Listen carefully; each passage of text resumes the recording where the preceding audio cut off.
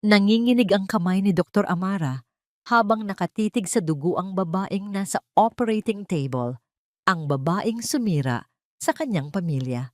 Sa kabilang linya, naririnig niya ang pagmamakaawa ng asawa niyang si Silang, hindi para sa kanya, kundi para iligtas ang buhay ng kabit nito.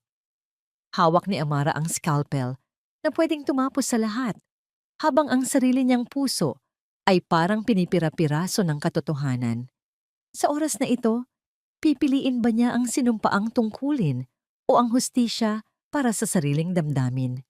Kaya mo bang sagipin ang buhay ng taong pumatay sa iyong puso? Ang tanging maririnig sa loob ng operating room bilang tatlo ng St. Hiraya Medical Center ay ang ritmikong tunog ng heart monitor, ang mahinang lagaslas ng bentilador, at ang kalmadong boses ni Dr. Amara Diwata. Scalpel. Isang kamay na may suot na surgical glove ang nag-abot sa kanya ng hinihiling niyang instrumento. Sa ilalim ng matinding liwanag ng ilaw, ang bawat galaw ng kanyang mga daliri ay kalkulado, tiyak, at puno ng kasanayan. Isang bukas na dibdib ang nasa harap niya, isang pusong tumitibok ng mahina, nagmamakaawa para sa isa pang pagkakataong mabuhay. Ito ang mundo ni Amara, isang mundong kontrolado niya, kung saan ang bawat desisyon ay may kakayahang magbigay ng pag-asa. Sa gitna ng kanyang konsentrasyon, isang nurse ang marahang pumasok sa silid, isang bagay na hindi dapat mangyari sa gitna ng isang major operation. Doktora Amara, mahinang tawag nito, puno ng pag-aalangan. Hindi inalis ni Amara ang kanyang tingin sa pasyente. "What is it?" tanong niya. Ang boses ay may matatag, ngunit may bahid ng iritasyon. "Telepono po. Urgent daw po. Si Mr. De Gallo po." Sa pagkarinig ng pangalan ng kanyang asawa, isang kaba ang biglang gumapang sa dibdib ni Amara. Hindi tumatawag si Silang sa oras ng kanyang operasyon. Alam na alam nito ang mga patakaran. "May masamang nangyari. Sabihin mo, tumawag na lang ulit. I'm in the middle of a bypass," sagot niya. "Sinabi ko na po, doktora. Pero nagpipilit po siya. Buhay at kamatayan daw po ang nakasalalay. Buhay at kamatayan."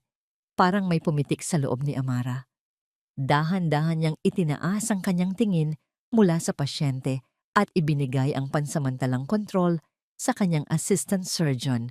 Tinanggal niya ang isang piraso ng kanyang guwantes at kinuha ang teleponong naka-loudspeaker. "Silang, what is this? Alam mong hindi ako pwedeng—" "Amara, thank God." Ang boses ni Silang sa kabilang linya ay puno ng pag-aalala. Isang bagay na matagal nang hindi naririnig ni Amara mula rito. "Nasa ER ako ng St. Hiraya. Kailangan ka rito now." "Ano ang nangyari? Naaksidente ka ba?" Isang sandali ng katahimikan ang sumunod bago nagsalita si Silang, ang boses ay basag. "Hindi ako. Si Marikit. Dinudugo siya, Amara. Mawawala ang bata. Mawawala ang anak natin." Parang may bumibiyak sa loob ng kanyang dibdib. Isang salita, natin. Paulit-ulit itong umalingaw-ngaw sa isip niya. Bawat isa ay parang isang matulis na bubog na tumutusok sa kanyang puso. Marikit. Ang pangalang iyon, ang babaeng sumira sa kanilang pagsasama. "Amara, please, ikaw lang ang makakaligtas sa kanya, sa anak ko." Pagmamakaawa ni Silang. Naramdaman ni Amara ang pagtingin ng lahat ng nasa operating room. Ang kaninang ritmikong tunog ng heart monitor ay parang naging isang nakabibinging ingay. Huminga siya ng malalim, pilit na pinapakalma ang nanginginig niyang mga kamay. "Stabilize mo ang pasyente," utos niya sa kanyang assistant. "I'm out." Walang lingon-likod siyang lumabas ng OR. Mabilis niyang hinubad ang kanyang surgical gown habang tumatakbo sa mahabang pasilyo ng ospital. Ang bawat hakbang niya ay mabigat. Ang isip niya ay naglalakbay pabalik sa loob ng 5 taon nilang pagsasama ni Silang. 5 taong puno ng pag-asang magkakaanak sila. 5 taon ng sakit at pagdududa kung saan palaging siya ang sinisisi. At ngayon, ito.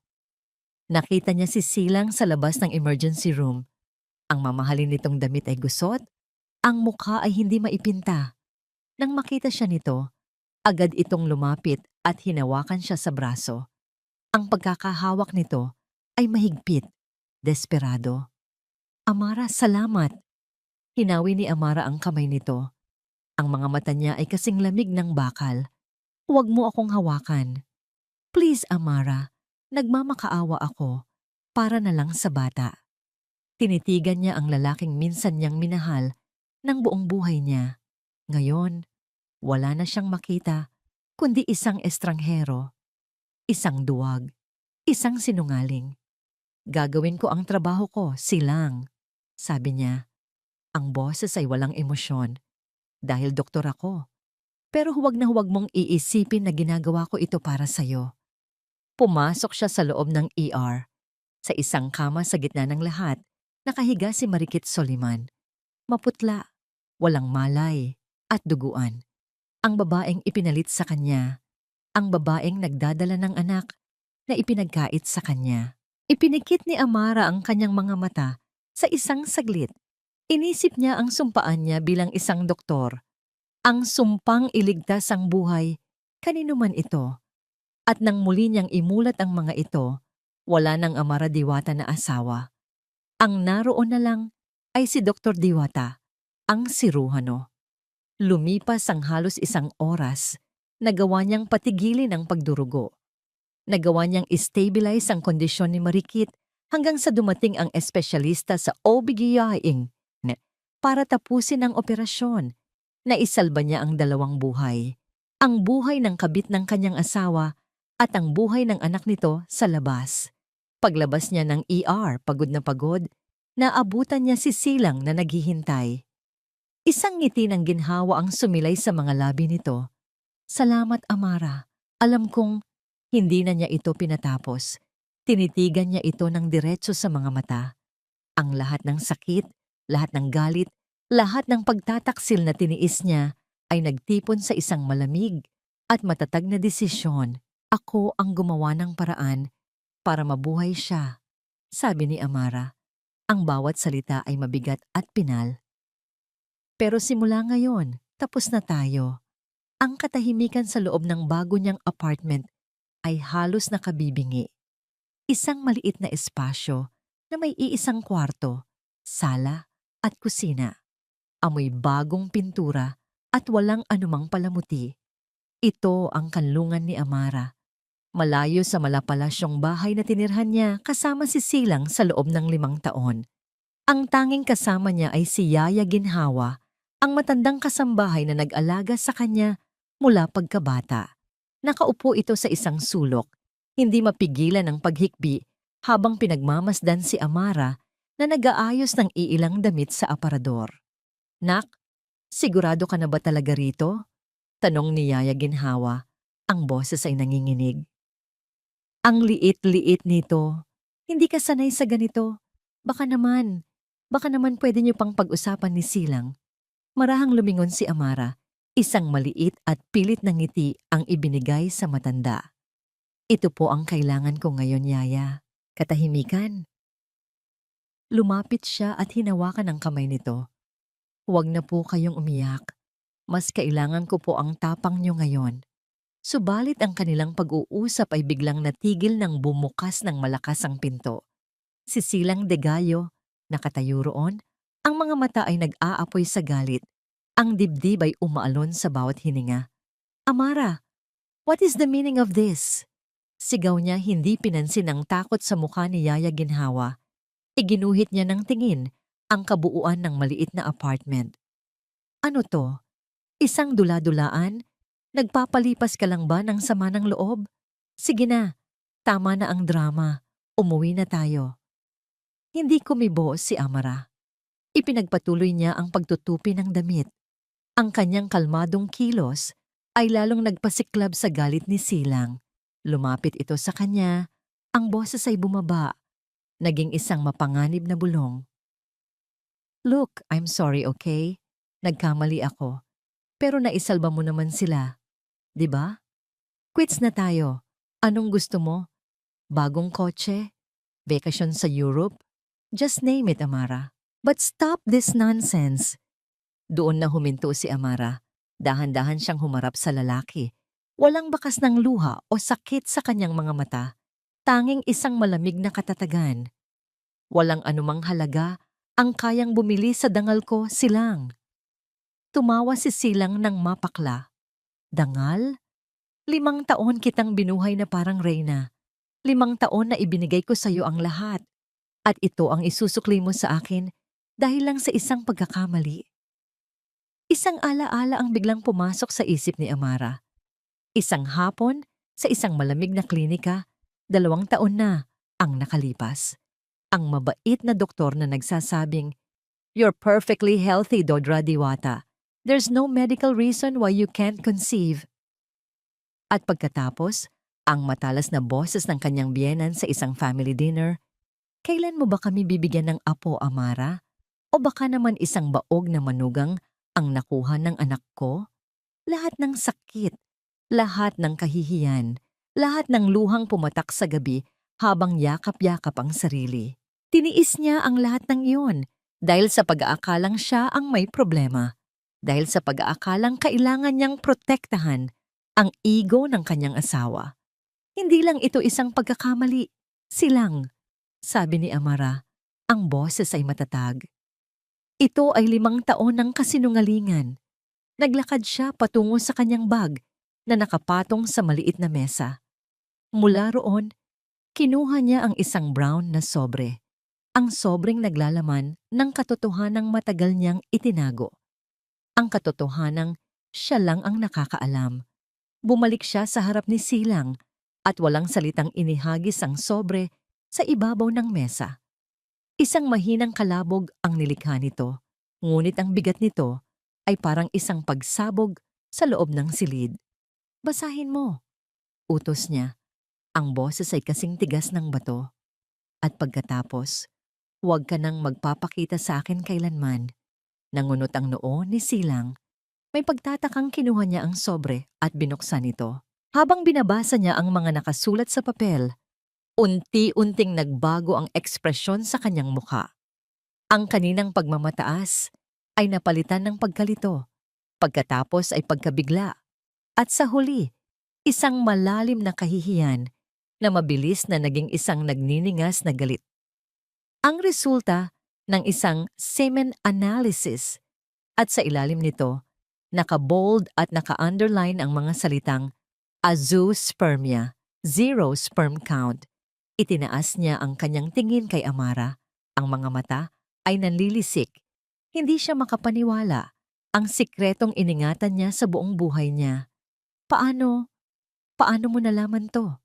"Hindi na yan mahalaga," sagot ni Amara. "Ang mahalaga, alam ko na. At alam ko na sa loob ng 5 taon, hinayaan mo akong sisihin ang sarili ko.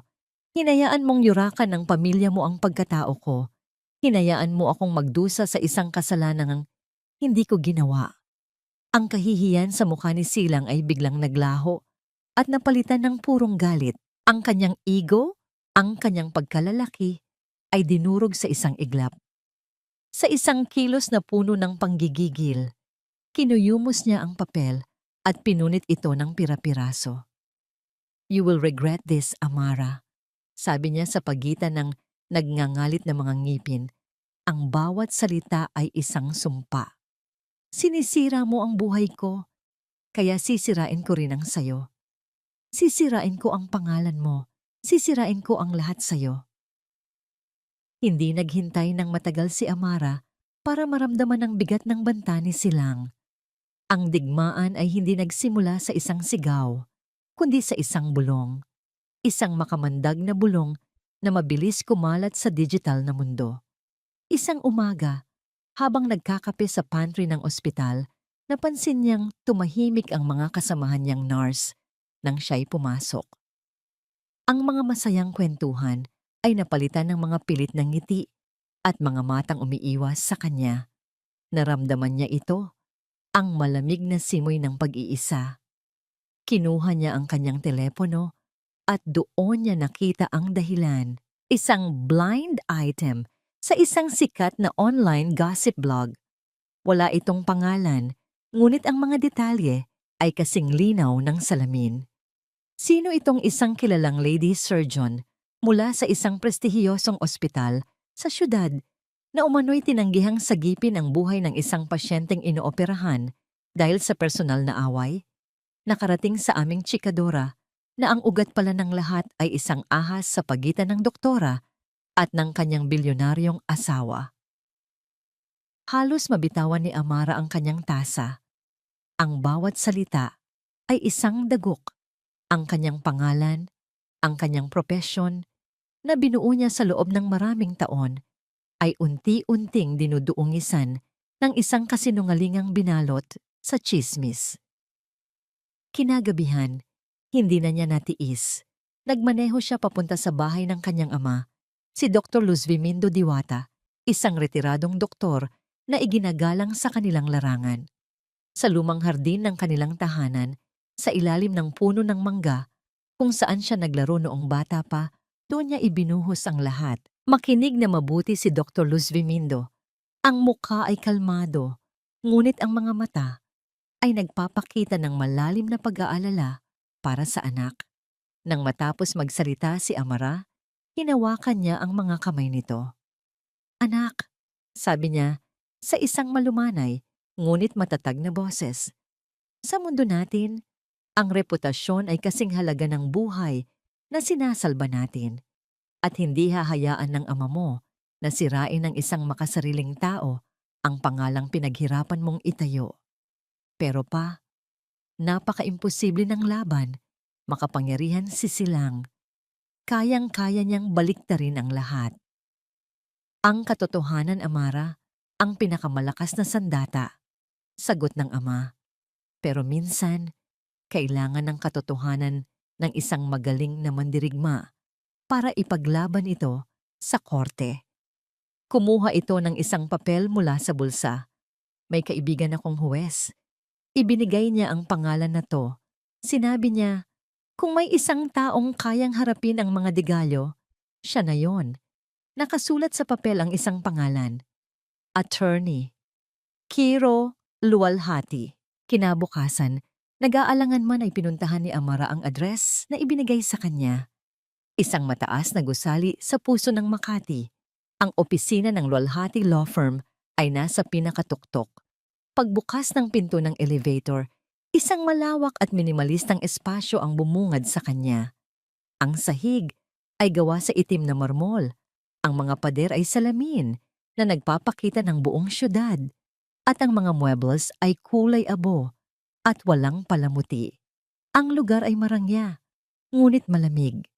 Parang walang kaluluwa. Isang babaeng sekretarya ang magalang na naghatid sa kanya sa opisina ni Attorney Luwalhati. Pagpasok niya, nakita niya ang isang lalaking nakatalikod, nakatingin sa malawak na tanawin mula sa bintana. "Doktora Diwata?" sabi ng lalaki. Hindi pa rin lumilingon. Ang boses nito ay malalim at walang emosyon. "Attorney Luwalhati." Dahan-dahan itong humarap. Si Kiro Luwalhati ay hindi ang inaasahan ni Amara. Bata pa ito. Marahil ay nasa parehong edad niya lang. Ang tindig ay matikas. Ang suot na suit ay perpekto. Ang pagkakatahi. Ngunit ang kanyang mga mata ay tila nakakita na ng napakaraming bagay. May talim, may lalim, at may lamig na tila hindi kayang abutin. Umupo ito sa kanyang mesa at ikinumpas ang kamay sa silyang nasa harapan niya. "Maupo ka at sabihin mo sa akin ang lahat mula sa simula. Huwag kang mag-iwan ng kahit isang detalye." Isinalaysay ni Amara ang lahat. Ang insidente sa ospital, ang pagtatapat tungkol sa kondisyon ni Silang, ang banta nito. Habang nagsasalita siya, si Kiro ay nakikinig lamang. Hindi ito tumango, hindi umiling. Paminsan-minsan ay may isinusulat ito sa isang maliit na kwaderno. Ang kanyang kawalan ng reaksyon ay mas nakakakaba pa kaysa sa isang pagsigaw. Nang matapos si Amara, tumahimik si Kiro ng halos 1 minuto. Tila tinitimbang ang bawat salitang binitawan niya. May physical evidence ka ba ng pagbabanta niya sa apartment mo? Tanong nito, ang unang tanong na binitiwan. Wala po. Si Yaya lang ang nakarinig. Ang medical records na nagpapatunay sa kondisyon niya nasaan? Nasa akin po ang kopya.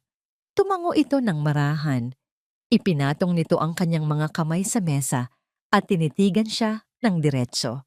Sa unang pagkakataon, naramdaman ni Amara ang buong bigat ng tingin nito. This will be a dirty fight, Diwata, sabi ni Kiro. Ang boses ay kalmado ngunit puno ng babala. Your husband will use everything to destroy you. Gagamitin niya ang pera, ang impluensya, at ang mga kasinungalingan para durugin ka. Ang tanong ko, handa ka ba? Sa loob ng opisina ni Kiro Luwalhati, ang tanging gumagalaw ay ang mga anino ng ulap na dumadaan sa labas ng bintana. Gumuguhit sa sahig na gawa sa itim na marmol. Nakaupo siya sa kanyang mesa, ang mga mata ay nakatuon sa folder na nasa kanyang harapan. Case file, Diwata laban sa Degallo. Hindi ito ang unang kaso ng high-profile na annulment na hinawakan niya at tiyak na hindi rin ito ang huli. Sanay na siyang makakita ng mga kwento ng pagtataksil, ng mga nasirang pangako, at ng kasakiman. Ngunit may kakaiba sa kasong ito. May kakaiba kay Doktor Amara Diwata. Sa lahat ng kliyenteng dumaan sa kanya, karamihan ay dumadating na wasak, umiiyak, at humihingi ng paghihiganti. Pero si Amara dumating siyang may sugat, oo, ngunit buo. May dignidad sa gitna ng sakit. May tapang sa kabila ng takot. Isang klase ng lakas na hindi nabibili ng pera o kapangyarihan.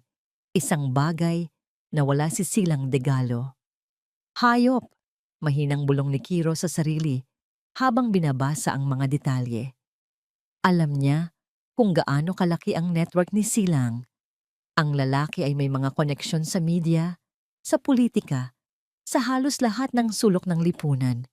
Ang laban na ito ay parang pagsubok na umakyat sa isang bundok na gawa sa salamin habang umuulan ng mga bubog. Ngunit sa halip na matakot, isang kakaibang determinasyon ang naramdaman ni Kiro. Pinindot niya ang intercom. Miss Reyes, paki-contact si Dr. Diwata. Sabihin mo I need to see her sa Cafe Kapayapaan. Makalipas ang isang oras, sa isang tahimik na sulok ng Cafe Kapayapaan, magkaharap silang muli ni Amara. Ang lugar ay maliit at mainit-init ang pakiramdam, kabaligtaran ng malamig niyang opisina. Nag-order siya ng itim na kape, si Amara na may isang mainit na tsa. May mga unang hakbang na tayong kailangang gawin. Simula ni Kiro, inilapag ang ilang dokumento sa mesa. Una, kailangan nating mag-file ng restraining order. Pangalawa, kailangan nating mag-press conference para sagutin ang mga paratang bago pa ito lumaki. Nakinig ng mabuti si Amara, tumatango sa bawat punto. Ngunit sa kanyang pag-abot sa isang dokumento, aksidenteng nasagi ng kanyang siko ang tasa ng tsa at natapon ng mainit na likido sa ibabaw ng mga papel ni Kiro. Oh my God, I'm so sorry, natatarantang sabi ni Amara. Mabilis na kumuha ng tissue para subukang punasan ng gulo. Sa gitna ng pag-aalala ni Amara, isang bagay na hindi inaasahan ang nangyari. Isang maliit na ngiti ang sumilay sa mga labi ni Kiro Luwalhati. Isang tunay na ngiti na tila nagbigay liwanag sa kanyang karaniwang seryosong mukha. It's okay, Dodray Diwata. Papel lang yan. Natigilan si Amara. Iyon ang unang pagkakataon na nakita niyang ngumiti ang abogado. At sa isang iglap, ang malamig na pader sa pagitan nila ay tila gumuho ng bahagya. Tawagin mo na lang akong Amara, sabi niya. Medyo nahiya pa rin. Kung ganoon, Kiro na lang din, sagot nito. At tungkol dito, sabi niya sabay turo sa mga basang papel, mas mabuti na sigurong mag-usap muna tayo. Ang kanilang pag-uusap ay lumihis mula sa kaso. Nagtanong si Kiro kung bakit niya pinili ang maging isang heart surgeon. Ikinuwento ni Amara ang tungkol sa kanyang lola na namatay sa sakit sa puso. Pagkatapos, si Amara naman ang nagtanong, bakit ka naman naging abogado? At bakit ganitong mga kaso ang hinahawakan mo? Ang ngiti ni Kiro ay dahan-dahang naglaho, napalitan ng isang pamilyar na anino sa kanyang mga mata. Tumingin siya sa labas ng bintana dahil ang kapatid kong bunso ay namatay sa operating table. Sabi niya sa isang mahinang boses, isang simpleng appendectomy lang dapat. Pero nagkamali ang doktor, nagkamali, at tinago nila ang pagkakamaling iyon. Isang bigat ang bumalot sa kanilang mesa. Ngayon, naintindihan na ni Amara ang lamig sa mga mata ni Kiro. Ito ay hindi kawalan ng pakiramdam. Ito ay isang kalasag na binuo mula sa isang malalim na sakit. Biglang nag-vibrate ang telepono ni Kiro na nasa ibabaw ng mesa. Isang news alert ang lumabas sa screen. Ipinakita niya ito kay Amara. Ang headline, pinagmulan ng depression ni Dr. Diwata, isiniwalat ng isang source. Ang artikulo ay puno ng mga kasinungalingan tungkol sa kanyang mental health na nagpapahiwatig na hindi na siya karapat-dapat magtiwala sa loob ng operating room. Nagsimula na siya, sabi ni Amara. Ang boses ay nanginginig sa galit. Tumango si Kiro. Ang kanyang mga mata ay muling naging matalas. Kinuha niya ang kanyang telepono at nagdial. Pasensya na. Kailangan kong sagutin to. Tumayo siya at lumayo ng kaunti. Narinig ni Amara ang ilang salita. Hanapin mo lahat.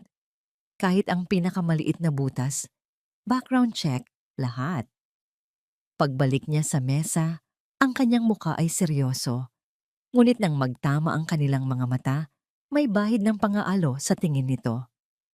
Lalaban tayo, Amara. Bago pa man siya makasagot, muling tumunog ang telepono ni Kiro, ang investigator niya. Boss? Sabi ng boses sa kabilang linya, may halong pagmamadali. May nahanap akong kakaiba sa background ni Marikit Soliman. Hindi lang siya simpleng modelo.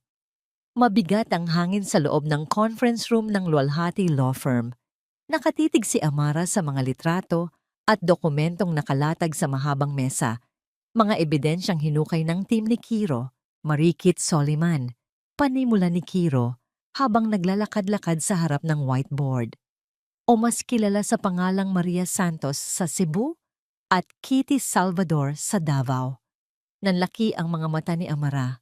Ibig mong sabihin, she's a pro, Amara. Dugtong ni Kiro.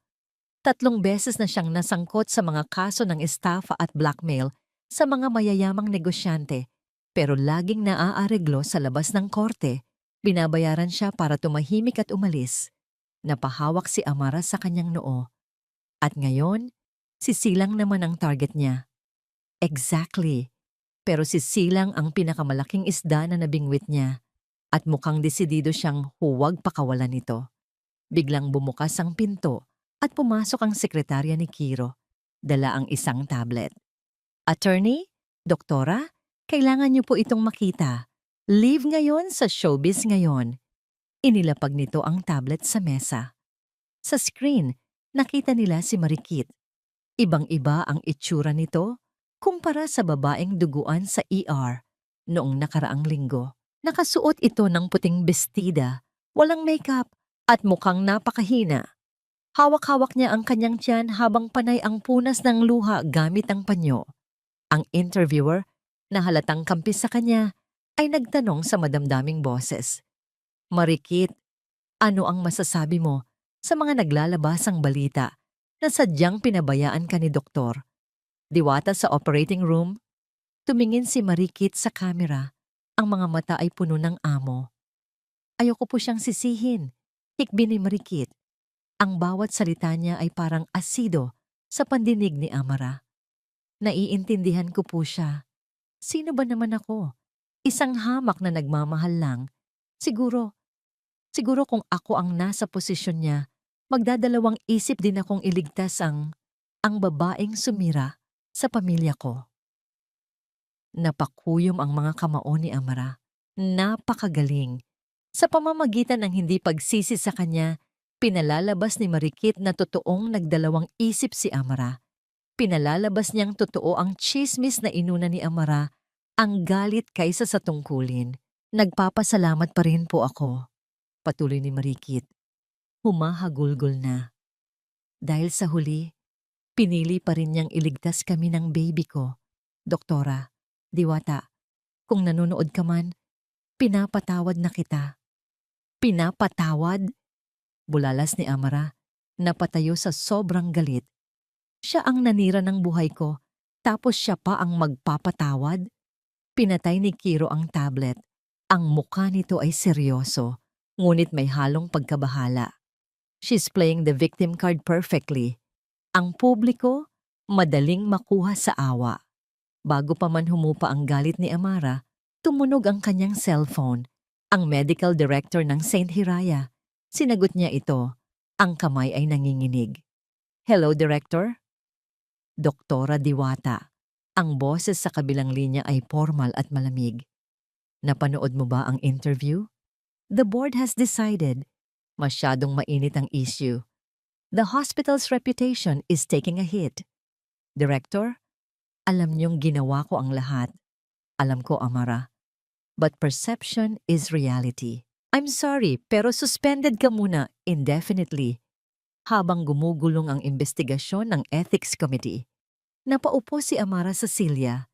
Ang telepono ay dahan-dahang bumaba mula sa kanyang tenga. Suspended, ang tanging bagay na nagbibigay kahulugan sa buhay niya.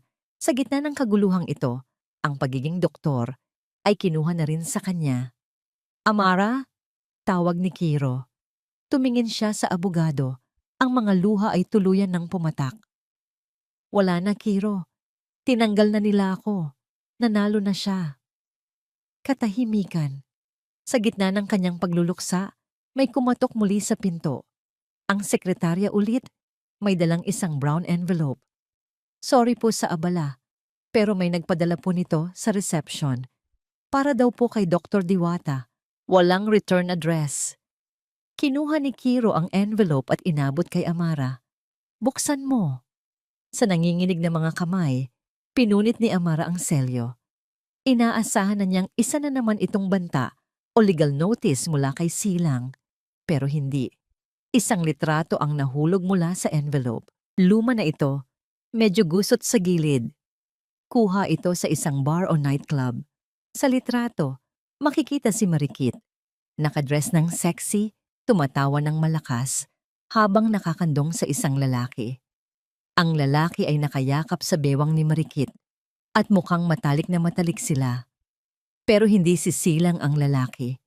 Pinulot ni Amara ang litrato at tinitigang mabuti ang mukha ng lalaki.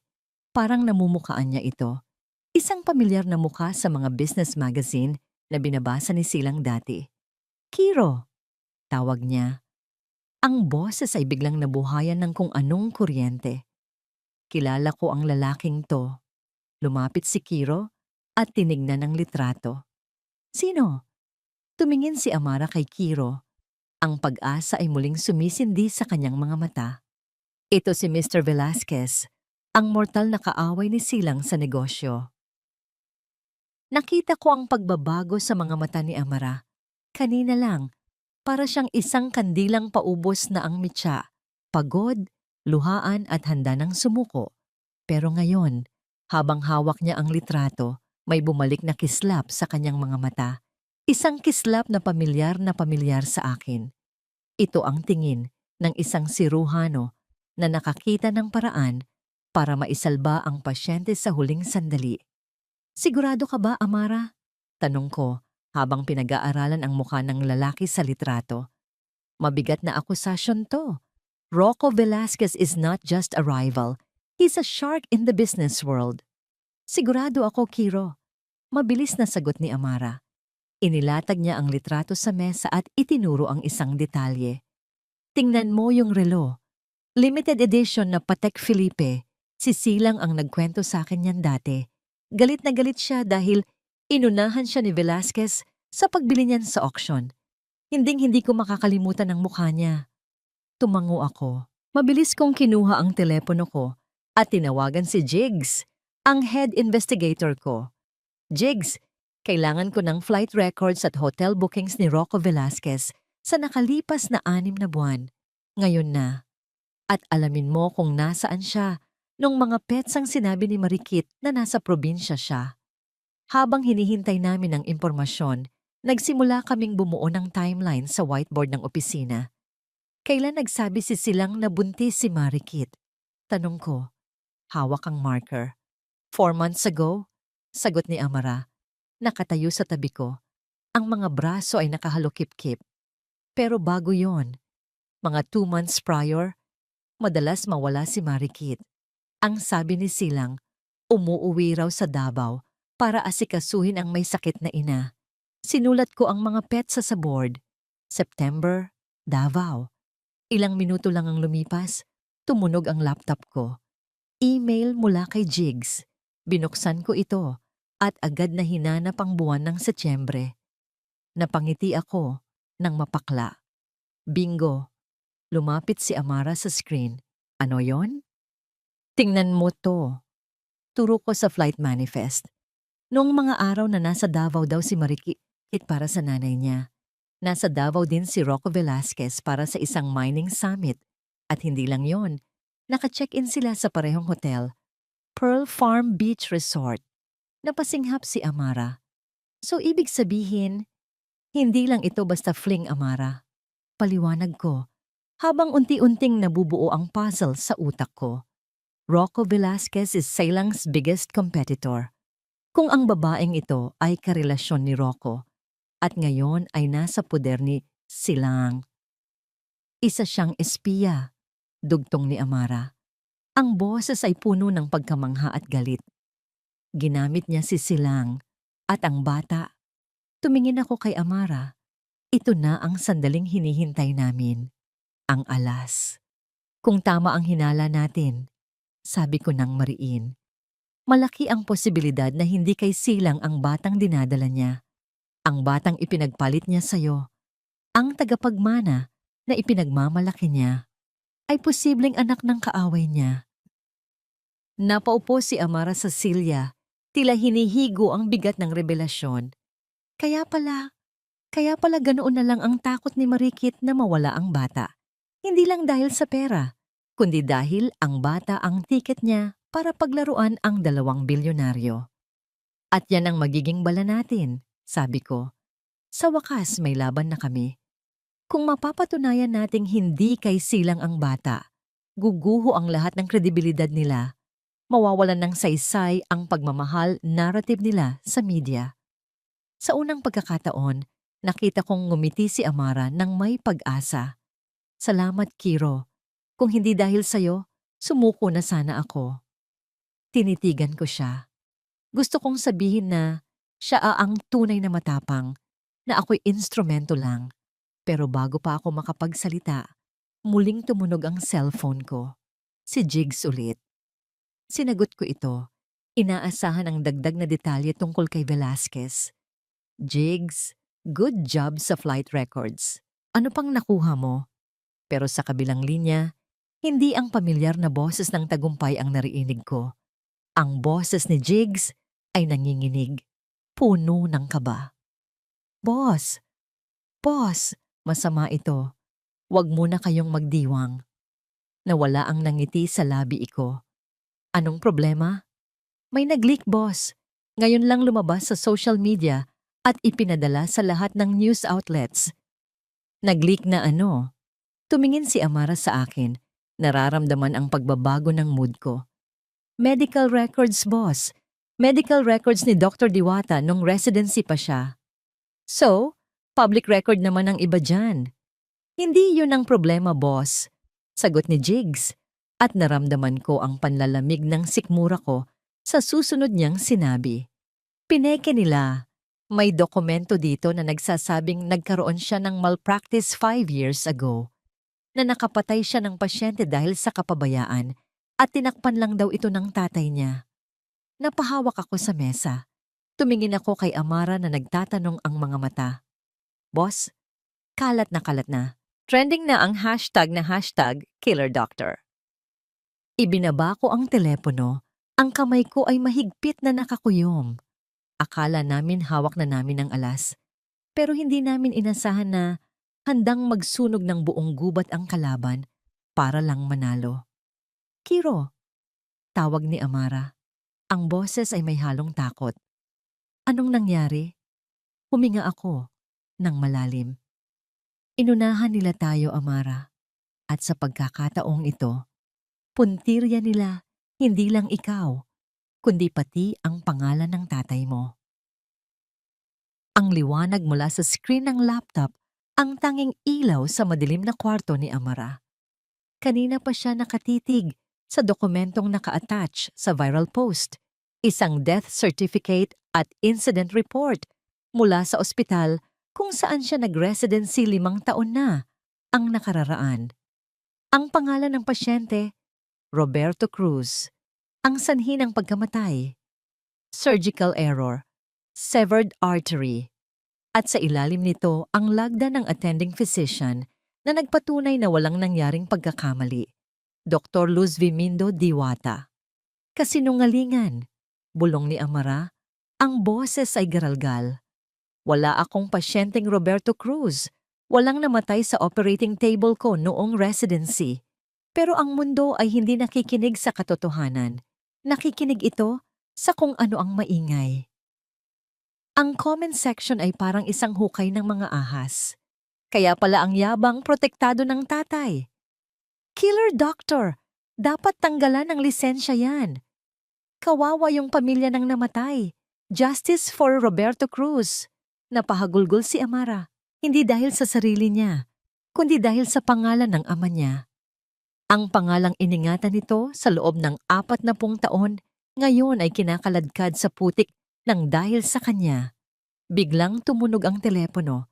Si Yaya Ginhawa. Amara, nak! Ang boses ng matanda ay puno ng takot. Huwag kang pupunta dito sa bahay ng papa mo. Bakit, Yaya? Anong nangyayari? May mga reporter sa labas ng gate. Binabato nila ng itlog ang gate. Sinasigawan nila ang papa mo ng kung ano-ano. Narinig ni Amara sa background ang ingay. Ang sigawan ng mga tao. Labas! Mamamatay tao. At narinig niya ang boses ng ama niya. Sinusubukang kausapin ang mga ito ng hinahon. Pero nilalamon lang siya ng ingay ng galit na madla. Napahawak si Amara sa dibdib niya. Parang hindi siya makahinga. Siya ang may kasalanan nito. Kung hindi siya lumaban, kung nanahimik na lang siya at pumirma sa annulment, hindi idadamay ni Silang ang ama niya. Sabihin mo kay Papa, patawad, sabi ni Amara bago niya pinatay ang telepono. Hindi na niya kaya. Ang bawat sulok ng Maynila ay parang sumasakal sa kanya. Kailangan niyang tumakas. Kailangan niyang maglaho. Nagmaneho siya ng walang direksyon hanggang sa dinala siya ng kanyang mga paa sa lugar na dati nagbibigay sa kanya ng kapayapaan, ang Baryo Amihan. Madilim na nang makarating siya sa dalampasigan. Ang dagat ay maalon, galit, sumasalamin sa bagyong nasa loob ng dibdib niya. Walang tao. Tanging ang tunog ng hangin at ang paghampas ng alon sa batuhan ang maririnig. Umupo siya sa buhanginan, niyakap ang kanyang mga tuhod. Ang lamig ng hangin ay tumatagos sa kanyang buto, pero manhid na siya. Inisip niya ang lahat ng sakripisyo niya, ang mga gabing walang tulog sa med school, ang mga Pasko at bagong taon na nasa ospital siya, ang pagmamahal na ibinigay niya kay Silang. Lahat yon naging abo. At ngayon, pati ang kaisa-isang taong naniwala sa kanya, ang ama niya, ay nasisira na rin. Siguro nga tama sila, bulong niya sa hangin. Siguro nga wala akong kwenta. Tinitigan niya ang madilim na dagat. Napakadaling maglakad palayo at hayaan na lang ang alon na tangay ng lahat ng sakit. Napakadaling sumuko. Huwag mong isipin yan, napalingon si Amra. Sa dilim, isang pamilyar na anino ang naglalakad palapit. Si Kiro. Hindi ito nakasuit ngayon. Naka-t-shirt lang ito at maong. Ang buhok ay gulo dahil sa hangin. Umupo ito sa tabi niya. Hindi masyadong malapit, pero sapat para maramdaman niya ang presensya nito. Hindi nagtanong si Amara kung paano siya nahanap nito. Alam niyang tumawag si Yaya Ginhawa. Nanatili silang tahimik ng ilang minuto. Walang okay lang yan. Walang kaya mo yan. Dahil alam ni Kiro na hindi okay ang lahat. Nakita mo ba ang balita? Basag ni Amara sa katahimikan. Ang boses niya ay walang buhay. Nakita ko, sagot ni Kiro. Magaling ang gumawa. Pulido. Pati ang pirma ng tatay mo. Halos perfect ang pagkakagaya. Pinalilibutan nila ang bahay ni Papa, Kiro. Binabato nila ng itlog ang gate namin. Ang papa ko, na walang ibang ginawa, kundi maggamot ng libre sa mga mahihirap. Tinatawag nilang kriminal. Napayuko si Amara. At sa pagkakataong ito, hindi na niya napigilan ang paghagulgol. Ang iyak na nanggagaling sa kaibuturan ng kaluluwa. Kasalanan ko to. Sana hindi na lang ako lumaban. Sana hinayaan ko na lang sila. Naramdaman niya ang kamay ni Kiro sa kanyang balikat. Mainit. Mabigat. Amara, makinig ka sa akin. Ginagawa nila ito para sirain ang loob mo dahil takot sila.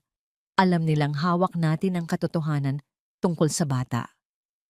Umiling si Amara, ang mga luha ay umaagos sa kanyang pisngi. Tumingin siya kay Kiro at sa mga mata niya. Nakita ng abogado ang isang babaeng ubos na. Suko na yata ako, Kiro, sabi niya, at ang bawat salita ay parang pag-amin ng pagkatalo. Masyado siyang makapangyarihan. Hawak niya ang media, hawak niya ang opinyon ng tao. Paano ko lalabanan ang isang kasinungalingang mukhang totoo? Paano ko ipagtatanggol ang sarili ko kung ang buong mundo ay nakapagdesisyon na? Tinanggal niya ang kamay ni Kiro sa balikat niya at niyakap ang sarili. Pagod na ako. Gusto ko na lang matapos to. Sa gitna ng tunog ng humahampas na alon, ang katahimikan ni Kiro ay mas mabigat kaysa sa anumang sermon. Hindi siya agad sumagot sa sinabi ni Amira na gusto na niyang sumuko. Sa halip, tumayo ito, pinagpag ang buhangin sa pantalon at tumingin sa malawak na karagatan. Alam mo ba kung bakit pinili kong maging abogado para sa mga biktima ng medical malpractice? Tanong ni Kiro, hindi nakatingin sa kanya. Dahil noong namatay ang kapatid ko, ang sabi ng nanay ko, hayaan na lang natin, wala tayong laban, Diyos na ang bahala. At dahil doon, ang doktor na pumatay sa kapatid ko ay patuloy pa ring nag-oopera hanggang ngayon. May iba pang namatay, Amara, dahil sumuko kami. Lumingon ito sa kanya at sa liwanag ng buwan, nakita ni Amara ang apoy sa mga mata nito. Kung susuko ka ngayon, hindi lang sarili mo ang isinusuko mo. Hinahayaan mong manalo ang kasinungalingan. Hinahayaan mong sirain nila ang pangalan ng tatay mo habang buhay. Sige, Amara, sumuko ka, pero huwag mong sasabihin na wala kang choice. Dahil ang pagsuko ay isang desisyon. Ang mga salitang yon ay tumarak sa puso ni Amara. Masakit, pero kailangan. Iniwan siya ni Kiro sa dalampasigan upang mag-isip. Kinabukasan, nagising si Amara sa maliit na bahay bakasyonan ng pamilya ni Kiro sa Baryo Amihan. Mugto ang kanyang mga mata, pero payapa ang paligid. Ang amoy ng sinangag at kape ay umabot sa kanyang silid. Paglabas niya, naabutan niya si Kiro na naghahanda ng almusal. At sa tabi nito, nakaupo si Yaya Ginhawa. Agad na tumayo ang matanda at niyakap ng mahigpit si Amara. Yaya, paano ka nakapunta dito? Sinundo ako ni attorney, sagot ni Yaya. Hinahaplos ang buhok ni Amara. Sabi niya, kailangan mo raw ng lakas. Naupo sila sa hapagkainan. Tahimik lang silang kumain hanggang sa basagin ni Yaya ang katahimikan. Nak, naaalala mo ba yung kwento ko sa'yo nung bata ka pa? Tungkol sa puno ng kawayan at puno ng nara? Tanong ni Yaya. Tumango si Amra. Opo, noong bumagyo. Nabali ang Nara dahil matigas siya. Pero ang kawayan ay yumuko. Pagpapatuloy ni Yaya, yumuko siya ng yumuko hanggang sa humalik na siya sa lupa. Akala ng lahat, suko na siya. Akala ng lahat, talo na siya. Pero nang tumigil ang hangin at ulan, siya ang tanging nakatayo. Hinawakan ni Yaya ang mukha ni Amara. Yumuko ka na, Amara. Nasaktan ka na. Pero hindi ibig sabihin noon ay bali ka na. Oras na para bumangon. Pagkatapos ng almusal, pumasok si Amara sa banyo. Tinitigan niya ang kanyang sarili sa salamin. Nakita niya ang isang babaeng walang makeup, may eye bags, at mukhang talunan. Ang babaeng tinawag nilang killer doctor. Ang babaeng niloko ng asawa. Pero habang tinititigan niya ang sarili niyang mga mata, may nagbago. Ang takot na nararamdaman niya kagabi ay napalitan ng isang malamig na realisasyon. Wala na siyang trabaho. Sira na ang reputasyon niya. Ang pamilya niya ay inaatake. Wala na silang pwedeng kunin pa sa akin, naisip ni Amara. At kapag wala nang mawawala sa isang tao, doon siya nagiging pinakamapanganib. Naghilamos siya. Inayos ang kanyang buhok. At sa paglabas niya ng kwarto, ang aura niya ay nagbago. Hindi na siya ang biktima. Siya na ang mangangaso. Naabutan niya si Kiro sa terrace, kausap ang telepono. Nang makita siya nito, ibinaba nito ang tawag. Bukas ang hearing sa Ethics Committee, sabi ni Kiro. Ito ang huling pagkakataon natin. Kung hindi natin mapapatunayan na peke ang medical records, tatanggalan ka ng lisensya. At kung hindi natin mailalabas ang totoo tungkol kay Marikit, ilalabas natin, putol ni Amara. Ang boses niya ay buo at matatag. Pupunta tayo doon, Kiro. Hindi para magmakaawa, kundi para maningil. Napangiti si Kiro. That's the Dr. Diwata I know. Pero kailangan natin ng ebidensya. Yung hindi nila kayang itanggi, sabi ni Amara. Don't worry, sagot ni Kiro. Si Jigs, nakausap niya ang dating personal nurse ng OBGYN ni Marikit na tinanggal sa trabaho dahil madaldal daw. At nakuha niya ang kailangan natin. Paparating na siya. Lumipas ang ilang oras na parang taon. Nakaupo lang si Amara sa terrace, pinapanood ang daan. Handa na ang isip niya. Handa na ang puso niya. Ang kailangan na lang ay ang bala. Maya-maya, isang humaharurot na motor ang dumating. Bumaba ang isang lalaking naka-helmet. Si Jigs. Mabilis itong lumapit kay Kiro at iniabot ang isang puting envelope na may selyo ng isang private genetic laboratory. Kinuha ito ni Kiro.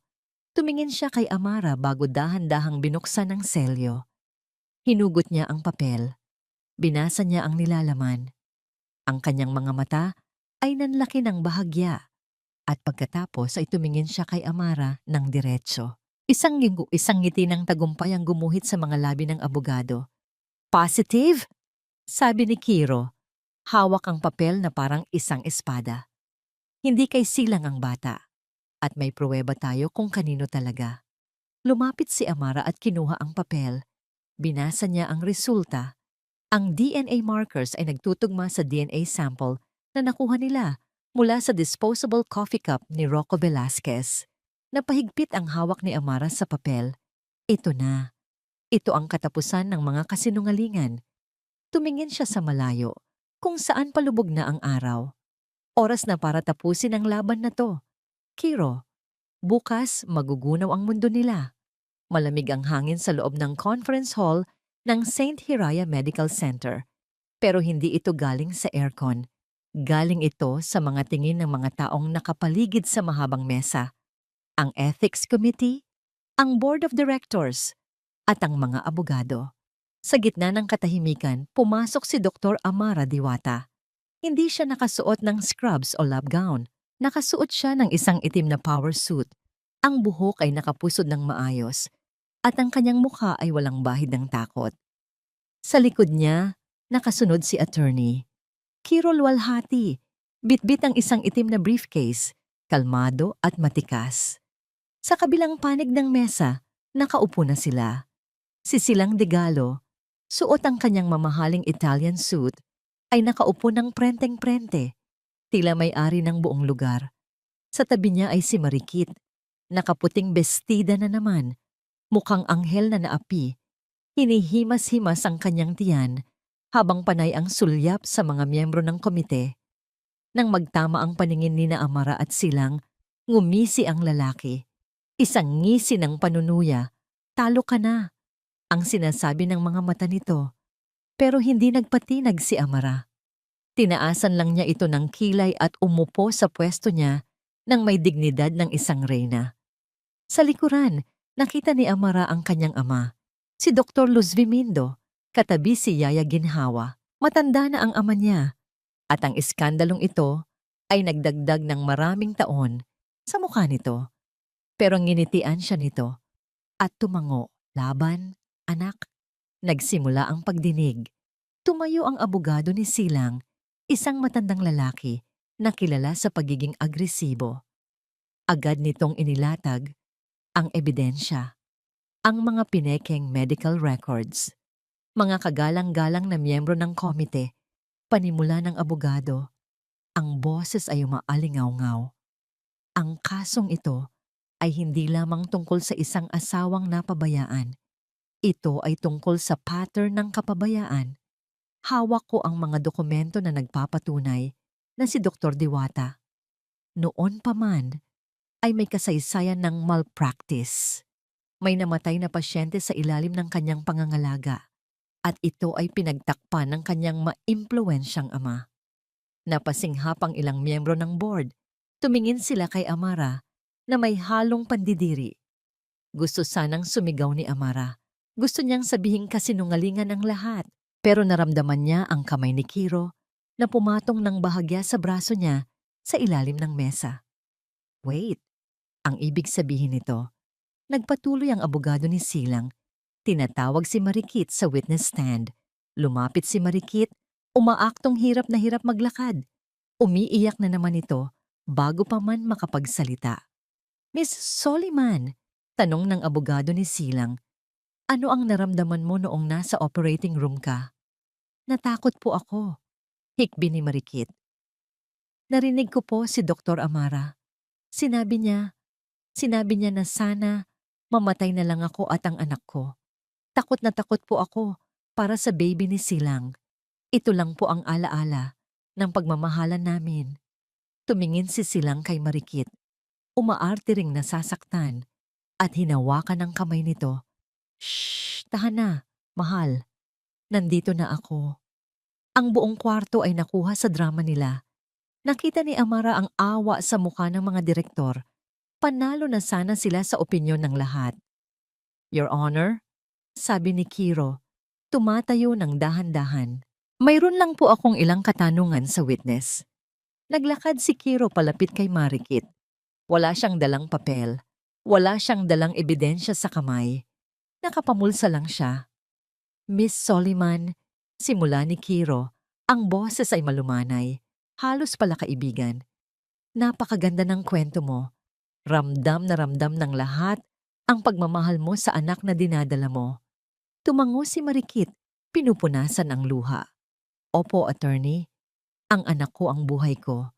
Gagawin ko ang lahat para sa kanya.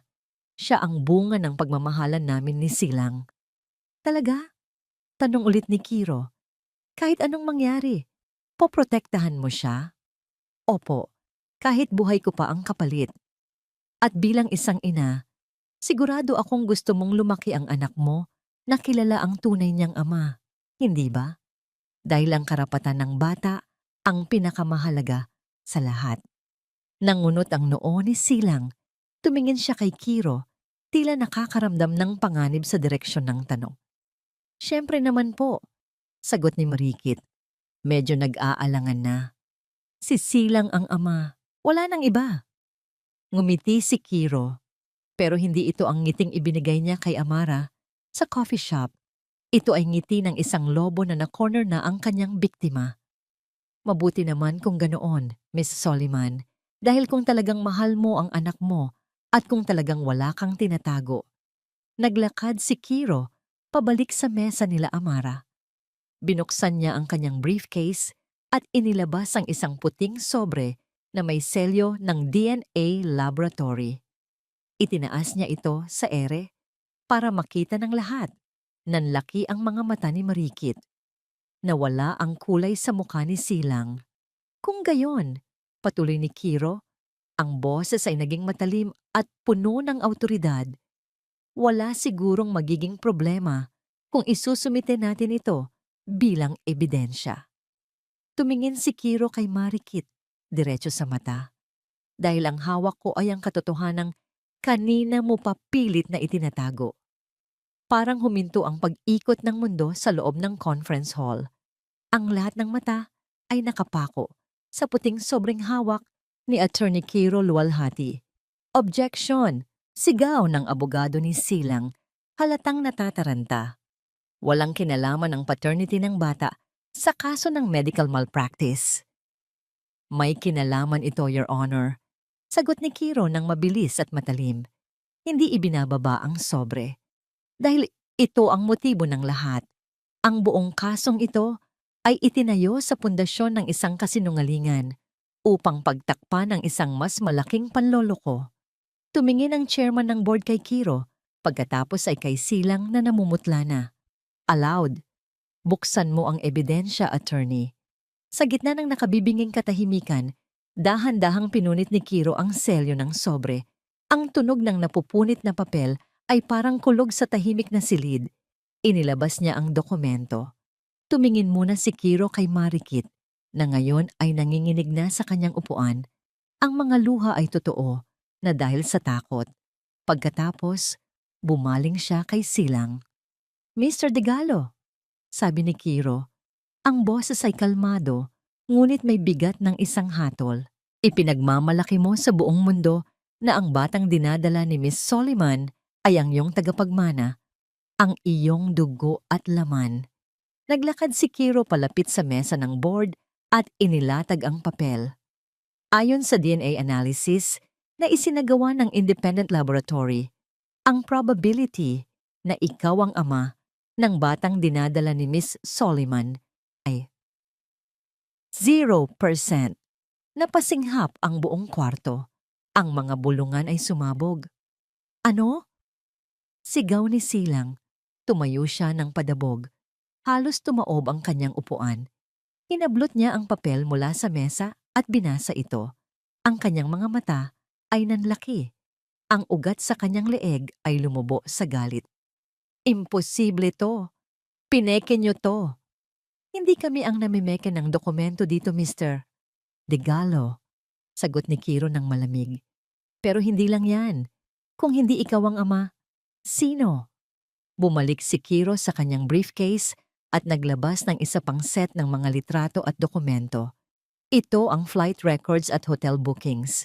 Noong mga panahong sinabi ni Miss Soliman na nasa probinsya siya, kasama niya ang isang lalaki sa Pearl Farm Beach Resort. At nakuha namin ang DNA sample ng lalaking iyon. Inihagis ni Kiro ang huling litrato sa harap ni Silang. Ang tunay na ama ng batang yan ay walang iba kundi ang mortal mong kaaway sa negosyo, si Rocco Velasquez. Doon na nagdilim ang paningin ni Silang. Ang kahihiyan ay higit pa sa kaya niyang tiisin. Hindi lang siya niloko, ginawa siyang tanga ng karibal niya. Ginamit siya para buhay ng anak ng kaaway niya.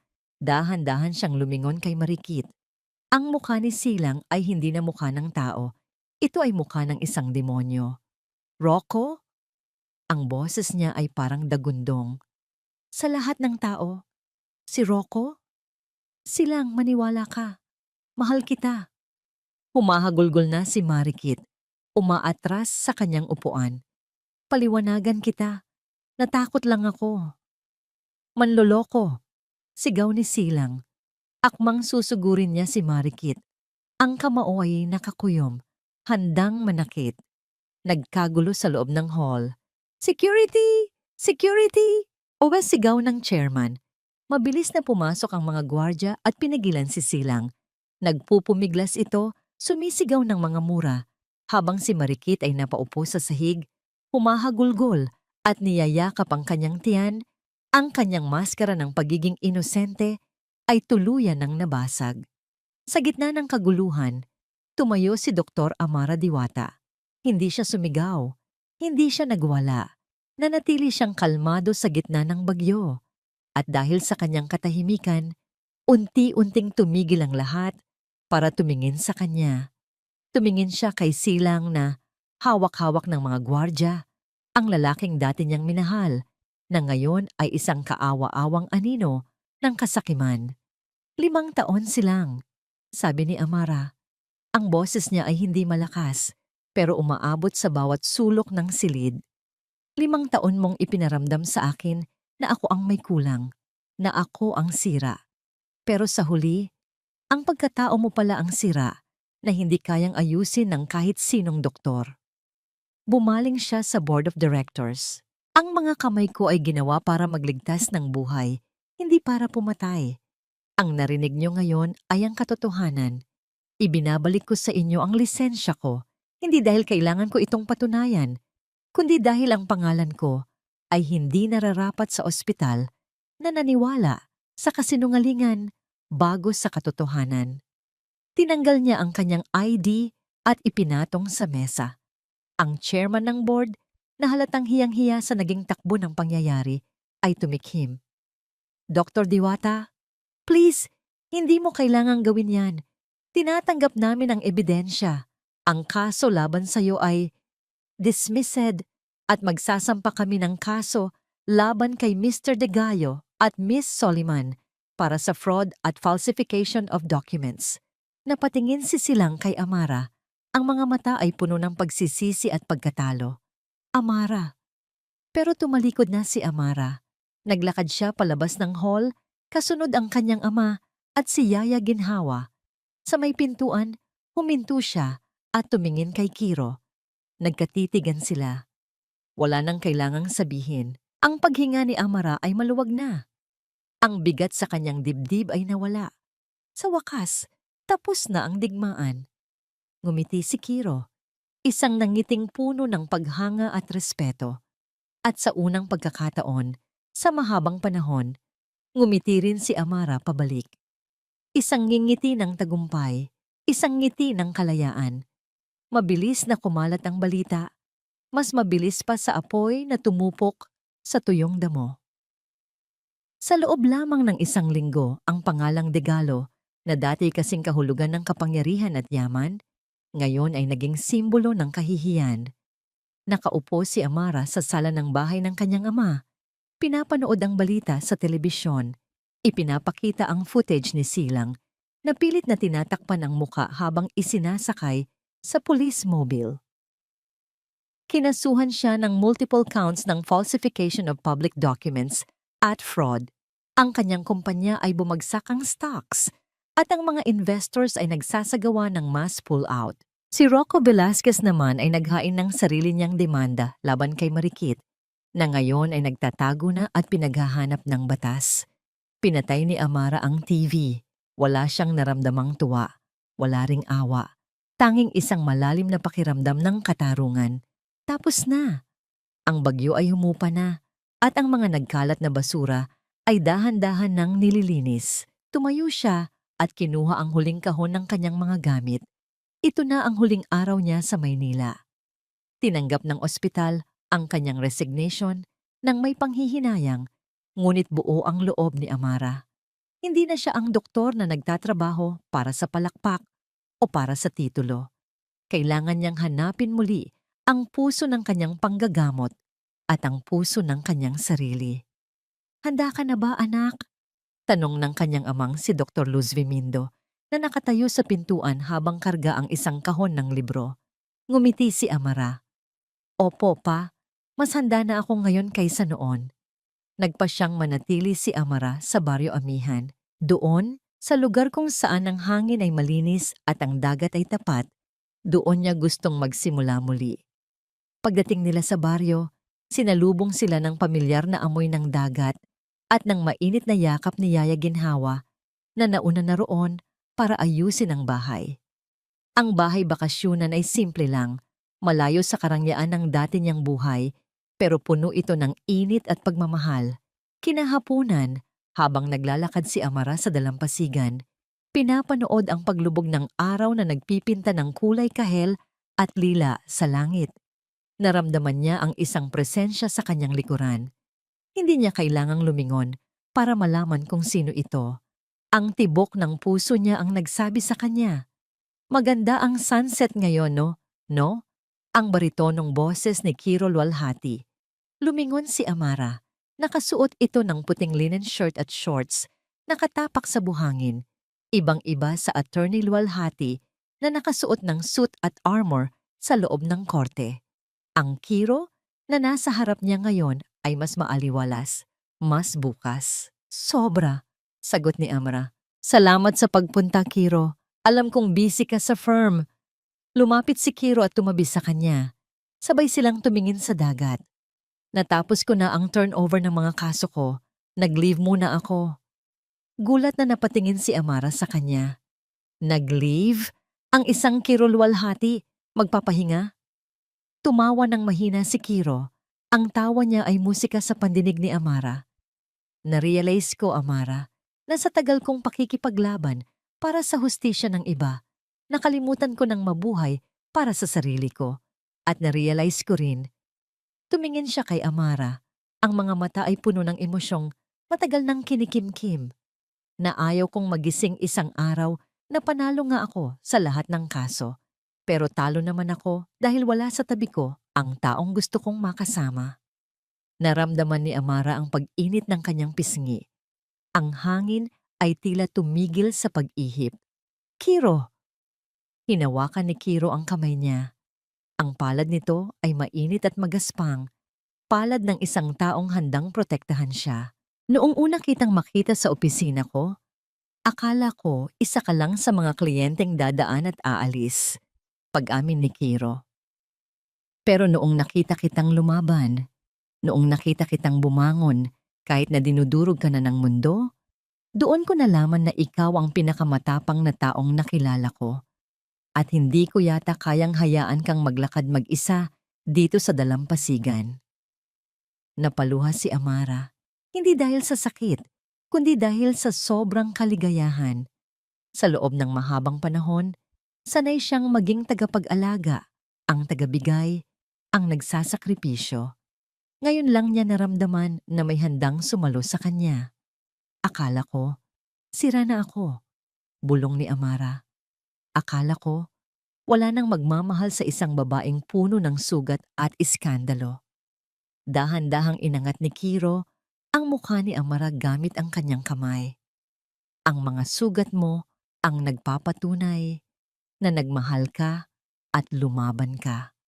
Para sa akin, yan ang pinakamaganda sa'yo. At sa ilalim ng papalubog na araw, sa salyo ng tunog ng alon, dahan-dahang naglapat ang kanilang mga labi. Ito ay isang halik na hindi mapusok, kundi puno ng pangako. Pangako ng paghihilom, pangako ng pagsisimula, pangako ng isang pag-ibig na hindi kailanman magiging makasarili. Nang maghiwalay sila, nakasandal ang noo ni Amara sa noo ni Kiro. Payapa na ang lahat. So, tanong ni Kiro, habang magkahawak kamay silang naglalakad, pabalik sa bahay. Ano na ang plano ni Dr. Diwata ngayon? Magiging full-time beach bum ka na ba? Tumawa si Amara. Pwede, pero parang hindi bagay sa akin. Pagdating nila sa tarangkahan ng bahay, sinalubong sila ni Yaya Ginhawa na may hawak na isang malaking sobre. Kulay asul ito at may selyo ng munisipyo. May nagpadala. Nak, sabi ni Yaya. Galing daw kay Mayor. Kinuha ni Amara ang sobre. Nagkatinginan sila ni Kiro. Binuksan niya ito at binasa ang nilalaman. Habang binabasa niya ang sulat, unti-unting lumaki ang nangiti sa kanyang mga labi. Ano yon? Tanong ni Kiro. Iniabot ni Amara ang sulat sa kanya. Isang proposal, sabi ni Amara. Ang mga mata ay nagniningning. Gusto nilang magtayo ng isang community clinic dito sa Baryo Amihan para sa mga mangingisda at pamilya nila na hindi kayang pumunta sa bayan. At gusto nila Gusto nilang ako ang mamahala. Tumingin siya sa paligid ng baryo, sa mga simpleng bahay, sa mga batang naglalaro, sa mga matatandang nakaupo sa labas. Ito ang kailangan niya. Hindi ang malaking ospital na puno ng politika, kundi isang lugar kung saan ang kanyang mga kamay ay makakapagpagaling ng mga taong tunay na nangangailangan. Tinatanggap mo ba? Tanong ni Kiro. Tumingin si Amara sa dagat pagkatapos ay kay Kiro. Oo, sagot niya ng buong puso. Dito ako magsisimula. Dito tayo magsisimula. 2 taon na ang lumipas. Ang sikat ng araw ay tumatagos sa bintana ng Diwata Community Clinic. Isang maaliwalas na estruktura na gawa sa kawayan at bato, nakatayo malapit sa sentro ng Baryo Amihan. Hindi ito kasing laki ng Saint Hiraya. Walang aircon na humuhuni. Tanging ang preskong hangin mula sa dagat at ang ingay ng mga electric fan. Pero para kay Amara, ito ang pinakamagandang ospital sa mundo. Oh, tapos na tayo, Benji. Malambing na sabi ni Amara habang tinatanggal ang stethoscope sa dibdib ng isang 5 taong gulang na batang lalaki. Uminom ka ng maraming tubig at wag muna maglaro sa ilalim ng init ng araw, ha? Opo, Doktora Amara. Salamat po. Masiglang sagot ng bata bago tumakbo palabas kung saan naghihintay ang kanyang ina na isang asawa ng mangingisda. Maraming salamat po, Doktora. Hulog po kayo ng langit sa amin, sabi ng ina, sabay abot ng isang basket ng sariwang mangga. Wala kaming pambayad, pero sana tanggapin niyo po ito. Tinanggap ito ni Amara ng may maluwag na ngiti. Sobra-sobra pa ito, Nay. Salamat. Nang makaalis ang mag-ina, napabuntong hininga si Amara at sumandal sa kanyang upuan. Pagod ang katawan, pero puno ang puso. Dito, hindi siya nakikipagpaligsahan para sa posisyon. Dito, siya ay isang kaibigan, isang kapitbahay, isang manggagamot. Biglang bumukas ang pinto ng klinik at pumasok ang isang pamilyar na amoy ng pabango na humalo sa amoy ng dagat. Excuse me, Doktora. Tumatanggap pa po ba kayo ng pasyente na may malalang kaso ng pagkamis sa asawa? Napalingon si Amara at nakita si Kiro na nakasandal sa pintuan. Wala na ang mamahaling suit at kurbata. Nakasuot ito ng simpleng polo shirt na nakatupi ang manggas at board shorts. Ang balat nito ay medyo sunog sa araw. Tanda ng madalas na pagsusurf at pagtulong sa paggawa ng bangka ng mga mangingisda. Isa na siyang provincial lawyer na tumutulong sa mga kaso ng lupa ng mga magsasaka. Tumawa si Amara at tumayo para yakapin ang asawa. Depende. May appointment ba kayo, attorney? Wala. Pero may dala akong suhol. Sagot ni Kiro sabay turo sa labas. Sa may waiting area, nakaupo si Yaya Ginhawa at ang ama ni Amara na si Dr. Luz Vimindo. At sa kandungan nila, 2 malulusog na bata ang naglalaro at tumatawa. Sina Sinag at Ulap. Ang kambal ni na Amara at Kiro. 1 taon na ang nakararaan ng isilang sila. Si Sinag na laging nakangiti tulad ng araw at si Ulap na tahimik at mapagmasid tulad ng ama niya. Sila ang buhay na patunay na pagkatapos ng pinakamadilim na bagyo, laging may bahaghari. Lumapit si Amara sa mga anak. Agad na inabot ni Sinag ang kanyang mga kamay. Mama! Mama! Binuhat ni Amara si Sinag habang karga naman ni Kiro si Ulap. Naglakad ang buong pamilya patungo sa dalampasigan kung saan papalubog na ang araw. Habang naglalakad sila sa buhanginan, pinagmasdan ni Amara ang kanyang pamilya. Ang ama niya ay mukhang bumata ng 10 taon. Masiglang nakikipagkwentuhan kay Yaya Ginhawa. Si Kiro na dati puno ng galit sa mundo dahil sa pagkamatay ng kapatid, ngayon ay punong-puno ng pagmamahal habang hinahalikan ang pisngi ni Ulap. Naalala ni Amara ang gabing iyon. Sa parehong dalampasigan, 2 taon na ang nakakaraan. Ang gabing gusto na niyang sumuko. Ang gabing akala niya ay wala na siyang halaga. Kung sumuko siya noon, hindi niya mararanasan ang ligayang ito. Kung nanatili siya sa maling relasyon dahil sa takot, Hindi niya makikilala ang lalaking handang ipaglaban siya hanggang dulo. Tumingin sa kanya si Kiro. Ang lalim ng iniisip mo, mahal. Ngumiti si Amara at sumandal sa balikat ng asawa. Wala naman. Iniisip ko lang, ang layo na nang narating natin. Hinawakan ni Kiro ang kamay niya. Isinalerbisyo ang mga daliri nito sa kanya. At malayo pa ang mararating natin. Basta magkasama. Ang araw ay tuluyan ng lumubog. Nag-iiwan ng kulay kahel na guhit sa langit. Ang tunog ng alon, ang halakhak ng kambal, at ang init ng kamay ni Kiro. Ito ang musika ng kanyang tagumpay. Si Dr. Amara Diwata Luwalhati ay hindi lang nakaligtas. Siya ay namukadkad.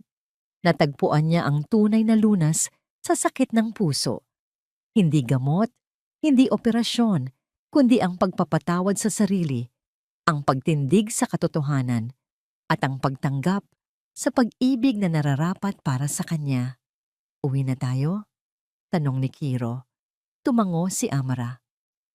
Oo, uwi na tayo. Dahil sa wakas, nahanap na niya ang kanyang tunay na tahanan.